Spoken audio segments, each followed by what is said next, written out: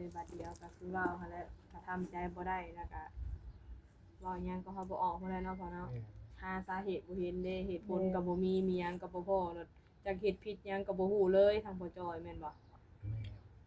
คันว่าจักยังเลยนะมาฮอดเลยก็นี่มาฮอดปั๊บเครื่องเอาเครื่องลงแล้วเพิ่นก็เว้าโลดจะไปโลดอ่ะวันนี้รู้สึกแปลกๆอยู่บ่อันแบบอาการของเราเจ้ารู้สึกแปลกอยู่บ่แต่รู้สึกแปลกช่องมือแต่เจ้าเห็นเราเฮ็ดหยังในห้องในหยังชื่อนั่นต่างจังแปลกอยู่ว่าเพิ่นก็คือว่าจักสิมาเมาแน่มื้อชื่อนั่นก็ได้โอ้เจ้ารู้สึกว่าเราเมาหยังเบียร์เรากินเบียร์บ่กินเบียร์เรากินแต่ได้มาบ่เบียร์หรือว่าแนวใดตะกี้ก็กินอยู่หลังจากได้มาอยู่นำกันแล้วก็บ่ได้กินนั่นน่ะก็คือว่าเพิ่นสิหย่าเลยเรามาเห็นกินมื้อชื่นนี้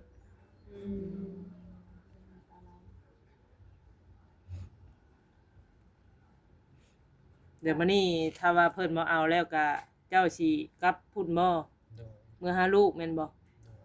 กลับไปโนนซันเพิ่นแล้วพอเอ้ยเนาะไปหาลูกหาเต้ากลับไปเพิ่นแม่อยู่นำเพิ่นนำลูกนำเต้าเราก็บืนกระสุเนาะเฮ็ดอันค้าขายก็เข้าแบบว่าอยากให้ครอบครัวอบอุ่นแบบนึ่งข้าวนึ่งน้ำยังบ่ให้นึ่งแพงเมียแม่นบ่ตามใจทุกอย่างนะเนาะไม่ว่าเฮ็ดทุกอย่างยังทำได้บ่ได้เฮ็ดตักหนุ่มเลยแต่พอจอยอย่างเดียว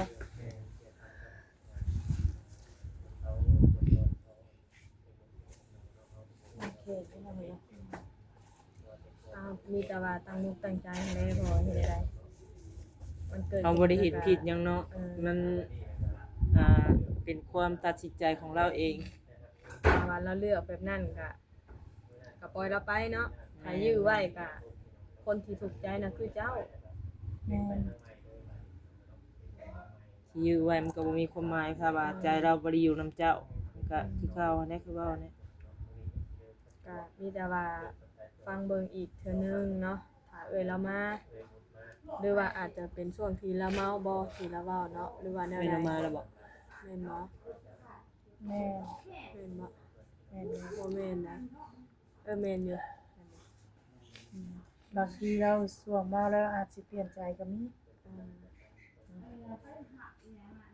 มันเทื่อผัดเมาผัดเว้าคุมพายได้เนาะเฮ้ยแม่ส่วงมาอาจสิดีกันก็มีอะไรน้ำมาน้ำได้จะเขาออกเจ๊เขากินหอดหมาเห่าไปทางไหนกันตั้งแต่เมื่อเช้ายังบ่ได้คุยกันบ่เป็นคืนนี้ด้วยเดี๋ยวเจ้านอนอยู่ไสซะก็นอนนำกันเนาะเมื่อคืนนี่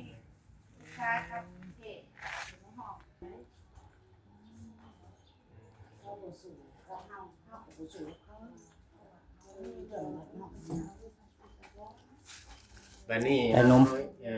ากก็แบบนี้ทำว่านั่นครับปันกันเขาคนละศอกบอกฮะ ก็เอาเนี่ย จะเมาคือบ่สิเมาเจ้าสิกินยังจ้ะโอ้ยขอมีอีสิของข่อย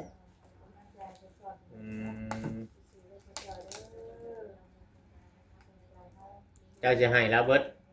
เราสิเมื่ออยู่เพื่อนลูกแล้วเราบอกนี่การเรื่องของเจ้าเรื่องของเขา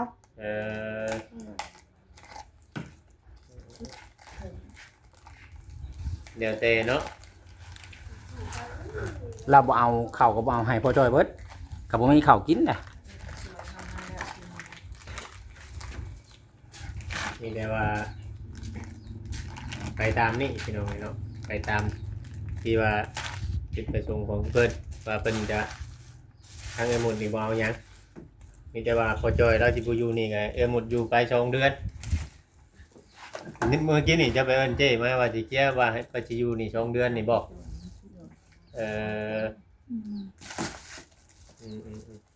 แกะยังบั่นแกะนมสิแกะเฮ็ดยังแกะยายชุมข่อยบ่นี่ เอ้าคือสิมาหยายนมให้กันกินบัด กินนมจะได้มีความสุขชื่น เอาแล้ว ความคิดต่อไปจะได้มีความคิดว่ากินนมนี่ มันมีสมองบำรุงอีหยังแหน่เด้อความ เอ คิด อเออต่างว่าแท้บ่ เอามาข่มอยู่บ่เอ้ย จะขบไปซื้อมาได้หลังกอก โอ้เปล่าเอ้ยเฮายังตรงอยู่เนาะ ถูกมาว่ามีหยังดอกได้สูตรของเลย เห็นกระเป๋าตึ้งเลยทั้งนี้ดีใจไว้ถ่าได้นี่นะ มีแต่ยายสูบบ่จะว่ามีของดีเนาะบ่จ๊ะ เอ้ยก็เวลาเครียดเนาะเวลาเครียดเด้อก็สูบยาสูบเนาะ อ๋อถ้ามีเหล้าก็จะกินเหล้าอยากมีเบียร์ก็กินเบียร์แล้ว เอาบ่ได้ เวลาเครียดเนาะ แม่น เวลาเครียดเด้ อีหยังที่บ่ดีก็ตัดออกไปเด้อ โดย กินเลยว่าเดี๋ยวความหวานเพิ่นนมอ่ะกินนมจะได้มีสมองคิดนะคะ โอ้ย ความคิดที่ว่าให้เจริญ เข้าในห้องไป รุ่เรื เข้าไปนั่งในห้องไป ขอบคุณครับ มันหลังโคตรนะ ใน นะ มูลเฮาคือลมดีแท้เหมือนเนาะ สร้าง เด็กน เสีย ม ง เด็ ดั ก งทางหันนี่กันได้เนาะ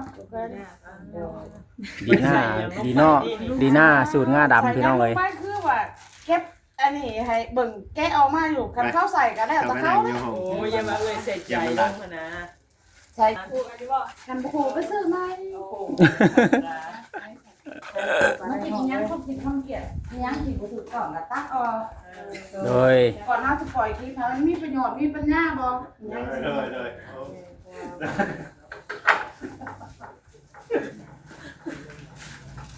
ไปทำไหม ถึงวันแล้วยังอยู่ เอาดีๆเด้อ นั่นบ่ต้องกับคนนี่เนาะ โอ้เด็กสันติไป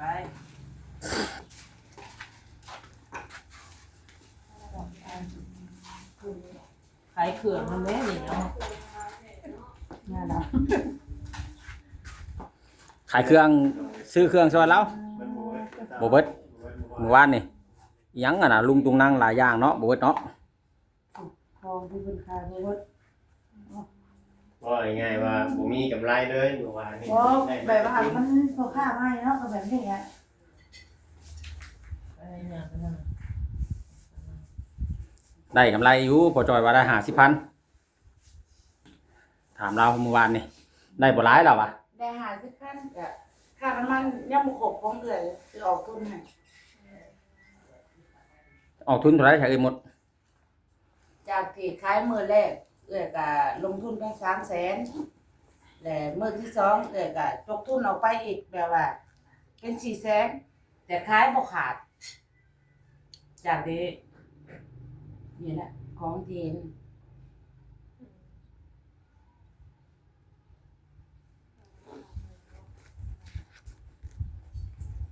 เป็นยังไงสาทางเอ้ยคือว่าตัดสินใจกระทันหันแท้กับอันพอจอย บ่ได้ตัดสินใจหยังแบบว่ากระทันหันดอกเพราะว่าเขาสู่คนห้าว่าแบบว่าถ้าเว้าหลายสั่งสอนเขาหลายอันนั้นนี่ก็กลายที่แบบว่าหลังกล่องในกล่องอีกแบบนึงหลังกล่องอีกแบบนึงดูเอาไว้ก็เกิดสิมาเลี้ยงเขาบ่หรือให้เขาเลี้ยงเฮาเขาเป็นลูกผู้ชายเนาะแต่เลยหมดต้องมาแบบว่าใส่ความคิดสิ่งอย่างหยังสิบางเถื่อบางอย่างแบบว่ามาเฮือนมาซ่านนะก็อยากนอนพักผ่อนหยังสิตื่นเช้ามาตอนใดที่เขาสิใส่หัวคิดกับเมาเวลารับเวลานอนแม่พ่อบ่เคยมีคือสิอยู่กันแหละ สาเหตุนี่คือแบบพอจอยเนี่ยเลี้ยงเป็นบ่ได้เนาะ เขาสิเลี้ยงเฮาบ่ได้ เพราะว่าเขาบ่มีหัวคิดสู่สร้างสรรค์อันนั้นอันนี้บ่มีคำเว้าบ่มีคำอบรมกันแบบว่า เวลารับเวลานอนมื้ออื่นเฮาสิเฮ็ดอีหยังมื้อนี้เฮาสิทำมากินอะไรเฮาขายคือหยังบ่ขาด คือมื้อนี้โทรหาผู้นี้ผู้นั้นเพราะว่าเขาก็นอนอยู่ซื่อๆเขาบ่สร้างว่า ความคิดของที่มันขาดเกินอีหยังนี่ แล้วเขาก็บ่ใส่หัวคิดว่าสิไปขายต่อได้จังไดมีหยังที่ไม่แยกถุงที่ขายได้หรือว่าหยังบ่มีเลยคือก็เมื่อย คำว่านั่นก็แบบว่ามันโบนั่นก็ มันไปบ่ได้แล้วมันเฮาเฮ็ดแบบนี้มันบ่แม่นแนวแม่นหยังก็บ่ได้คุยกันบ่จ้ะแบบว่าจะหาวิธีอื่นนะ เขาบ่มีคำคุยเลยบ่าวเวียงเขาบ่มีคำคุยบ่มีคำปรึกษาว่าเขาสิเฮ็ดจังได๋ชีวิตอยู่รอดอันนี้สิ่งที่เอื้อยเมื่อยแม่นบ่คันเอื้อยสิเลือกอยู่ผู้เดียวซะก็เฮ็ดได้เบิดทุกสิ่งทุกอย่างการที่ว่าถ้ามีครอบครัวเนาะอยากให้เขานำพาว่าอันนี้คืออันนั้นเขาเป็นลูกผู้ชายเนาะต้องมีหัวคิดกว่าเฮาสมมุติว่าคันเฮามีลูกน้อยเอื้อยต้องมาอยู่แบบว่านึ่งข้าวเฮ็ดกินถ้าผัวไปทำมาหากินอันนั้นนี่แม่นบ่แล้วเขาต้องใส่สมองการค้าการขายอันนั้นนี่มันบ่มีคำว่าชี้แจงอันนั้นนี่แล้วเอ้ยเมื่อยอยู่ผู้เดียวนี่มาบอกเขาไล่ไปผิดกันอันนี้ในหลังกล้องเนาะสิเว้ากันน่ะ คืออยากอธิบาย บ่จอยกับพี่ก็เบื่ออยู่บ่บ่ส่งแท้เราก็คือบ่ปะบ่เว้าเนาะ บ่ปากบ่เว้าเอื้อบ่ได้ว่าหยังในเรื่องส่วนตัวแม่นบ่แต่เรื่องค่าเรื่องขายจะให้เจ้าคิดน่ะของขายบ่ขาดเจ้าสิเฮ็ดจังได๋เจ้าพอเปลี่ยนบ่จะพอเฮ็ดอีหยังสิขายได้บ่เติมแต่งอ่ะ ก็มาน่ะเจ้าจะไปของหมู่เบิดบัดมาบัดจะไปให้แล้วโลดเล่าโลดบ่จักความคิดเด้เนาะ แม่ บ่เจ้าต้องคิดดิมานอนในคืนหนึ่งก็แล้วอ่ะค่อยตื่นสายเนาะค่อยตื่นแบบว่าค่อยนั่งคิดนั่งเครียดค่อยก็เมื่อยแล้วเบิดมื้อแม่นบ่แต่เจ้าคล้ายเครื่องบอกขาดเจ้าก็นอนก้นคอด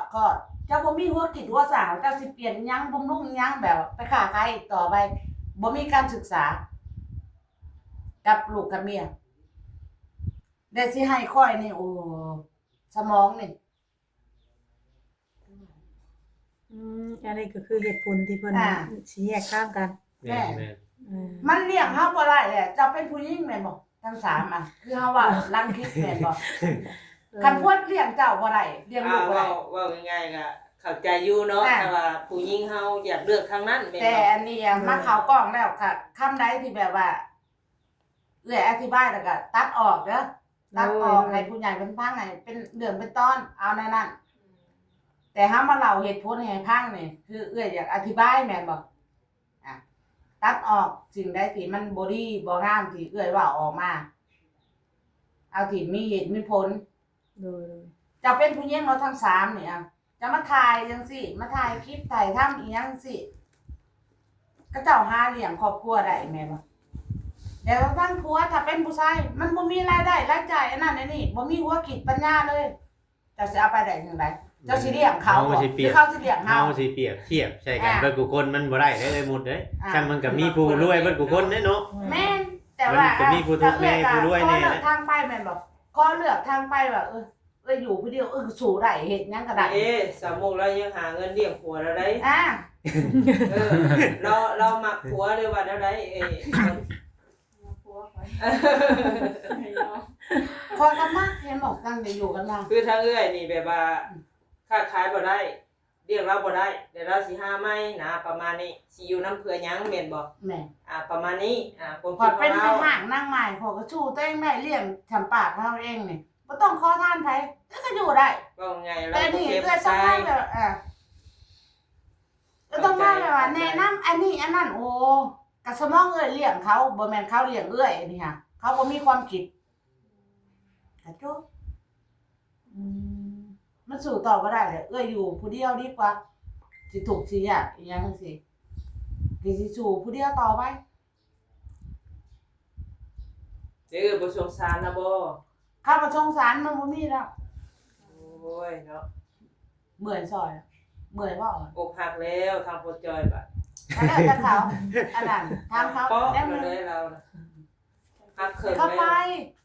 แล้ว ลูกเต้าก็บ่มีทางว่าผู้นี้สิดึงพ่อเขามาผู้นั้นดึงพ่อมาสิเลี้ยงเขาได้เขาก็สิป่วงตั้งเขาถ้าเอื้อยทิ่มไปนี่ค่ะ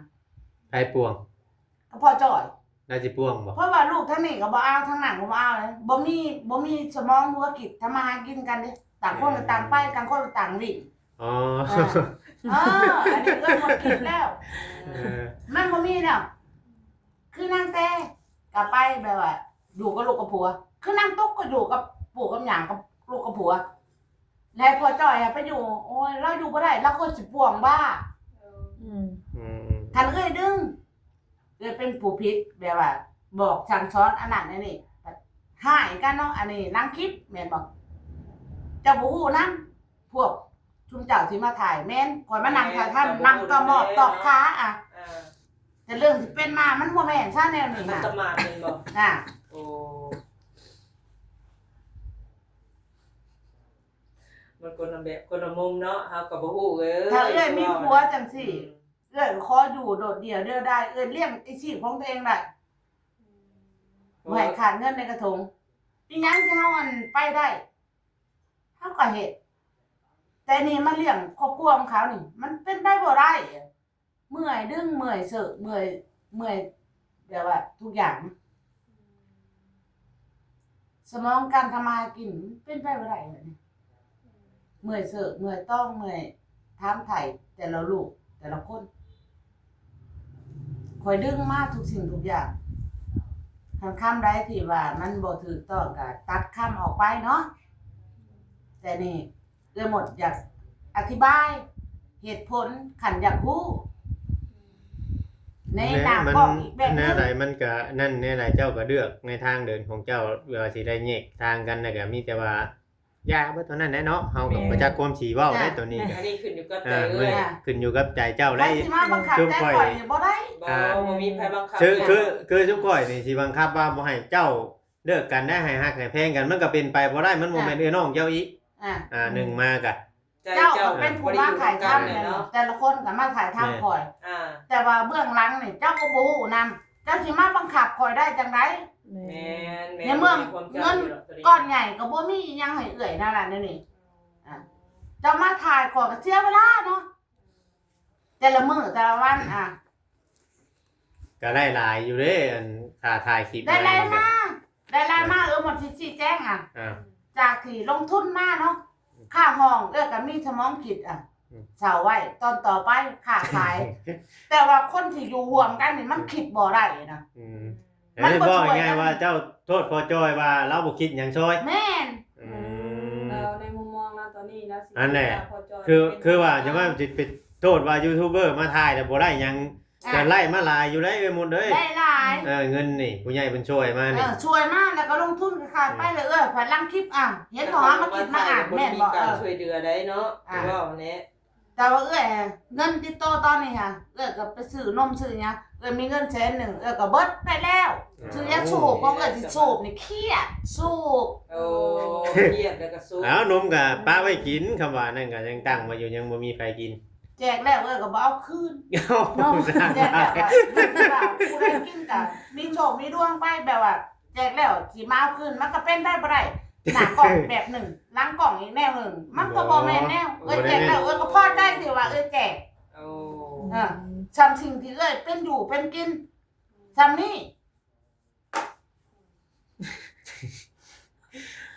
พี่น้องไงเนาะนี่แต่ว่านี่แหละในทางเลือกของไผของมัน